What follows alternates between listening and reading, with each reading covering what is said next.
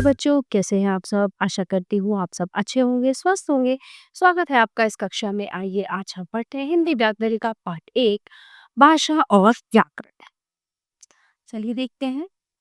बात करते हैं भाषा की। प्राचीन काल से ही मनुष्य विभिन्न तरीकों से अपने भावों एवं विचारों को प्रकट करता रहा है।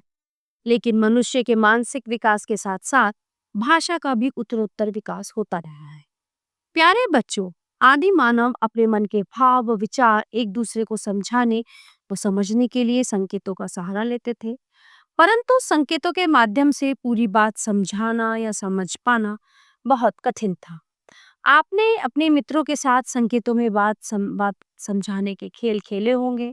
उस समय आपको अपनी बात समझाने में बहुत कठिनाई हुई हो। ऐसा ही आदि मानव के साथ हुआ होगा। इस असुविधा को दूर करने के लिए ही उसने अपने मुख से निकली ध्वनियों को मिलाकर शब्द बनाने आरंभ किए होंगे।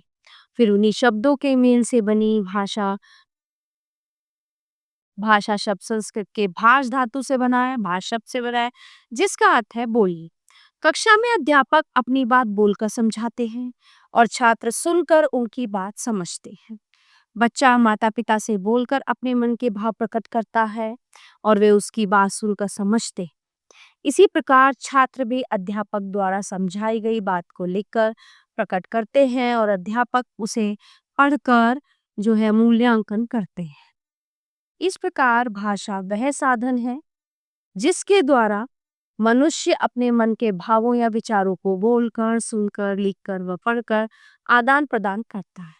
सभी प्राणियों द्वारा मन के भावों का आदान प्रदान करने के लिए भाषा का प्रयोग किया जाता है। पशु पक्षियों की बोलियों को भाषा नहीं कहा जाता।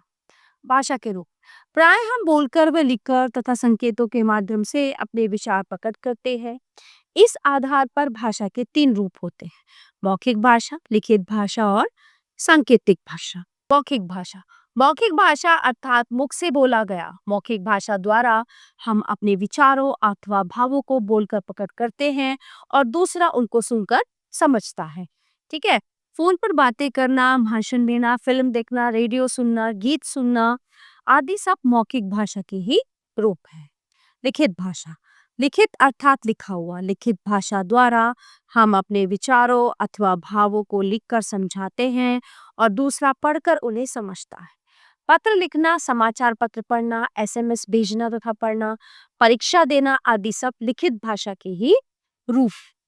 सांकेतिक भाषा, जब संकेतों द्वारा बात समझाई और समझी जाती है तब वो सांकेतिक भाषा कहलाती है। जैसे चौराहे पर खड़ा यातायात नियंत्रित करता सिपाही, मूक बधिर व्यक्तियों का वार्तालाप आदि। इसका अध्ययन व्याकरण में नहीं किया जाता। मातृभाषा, कुछ बच्चे अपने घर में पंजाबी, बंगला, तमिल, गुजराती या अन्य किसी भाषा में बात करते हैं। इसे वे अपने परिवार से सीखते हैं। तो इस प्रकार बच्चा जो भाषा अपने परिवार में रहकर अथवा माता पिता से सीखता है उसे मातृभाषा कहते हैं। विश्व के सभी देशों में अलग अलग भाषाएं बोली जाती हैं। जैसे जापान में जापानी, रूस में रूसी, मिस्र में अरबी, ब्रिटेन में अंग्रेजी, चीन में चीनी, पाकिस्तान में उर्दू तथा भारत में हिंदी बोली जाती है। हमारे देश में जो है हिंदी भाषा बहुतायत रूप में बोली जाती है, ज्यादा बोली जाती है। भारत विविधताओं का देश है, यहाँ अलग अलग राज्यों की परिभाषाएं हैं। संस्कृत विश्व की सबसे प्राचीन भाषा है। संस्कृत भाषा से विश्व की अनेक भाषाओं का उद्गम हुआ है। भारत के संविधान में 22 भाषाओं को मान्यता दी गई है, जो इस प्रकार है: हिंदी, संस्कृत, मराठी, गुजराती, नेपाली, उड़िया, असमिया, उर्दू, कन्नड़, कश्मीरी, कोंकणी, डोगरी, तमिल, तेलुगु, मलयालम, मणिपुरी, पंजाबी, बंगला, बोडो, मैथिली, संथाली और सिंध। हिंदी भाषा सबसे अधिक प्रदेशों में बोली और समझी जाती है।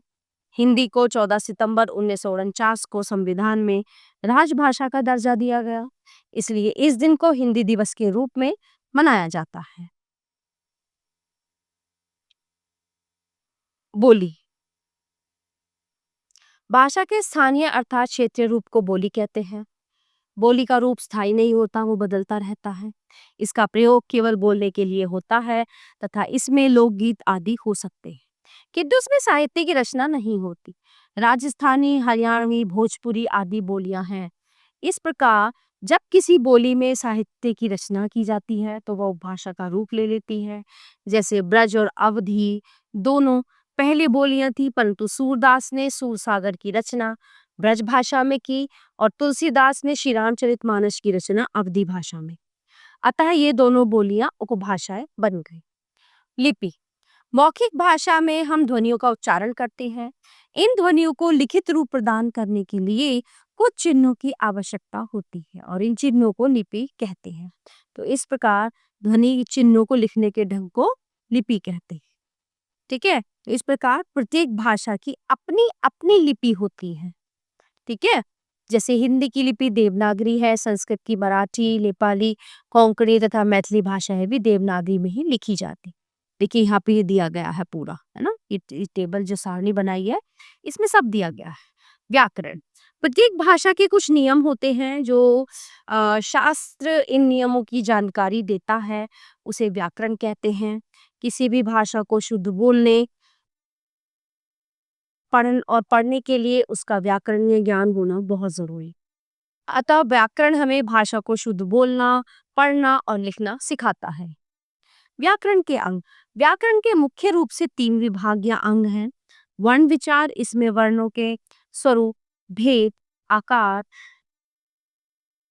उच्चारण आदि पर विचार किया जाता है।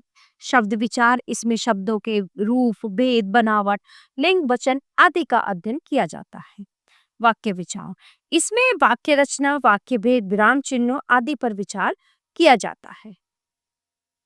तो प्यारे बच्चों, ये था हमारा पाठ वर्ण विचार, ये था हमारा पाठ भाषा, लिपि और व्याकरण, जो यहीं पे समाप्त होता है। आशा करती हूँ आपको अच्छे से समझ आया होगा।